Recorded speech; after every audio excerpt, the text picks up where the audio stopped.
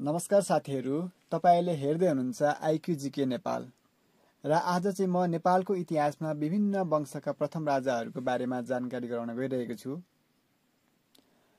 काठमाडौँ उपत्यकाका प्रथम राजा धर्माकर हुन् भने गोपाल वंशीय राजा भुक्तमान हुन्।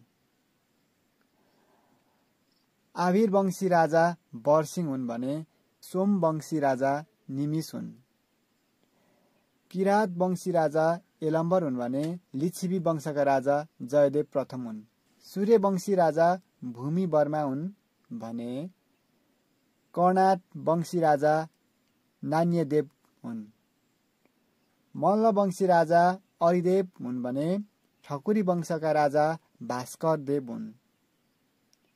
उपत्यकाको विभाजनपछि काठमाडौँका मल्ल राजा रत्नमल्ल थिए भने पाटनका मल्ल राजा रणमल्ल थिए। भक्तपुरका मल्ल राजा राय मल्ल हुन्। र यी चाहिँ भए नेपालको इतिहासमा विभिन्न वंशका प्रथम राजाहरू। र साथीहरू, तपाईहरूलाई मेरो भिडियो कस्तो लाग्दैछ कृपया कमेन्ट पनि गर्नुहोला र हाम्रो च्यानललाई यदि सब्स्क्राइब गर्नु भएको छैन भने सब्स्क्राइब पनि गर्नुहोला र हाम्रो युट्युब च्यानल हेर्दै गर्नुहोला। हस्त, धन्यवाद।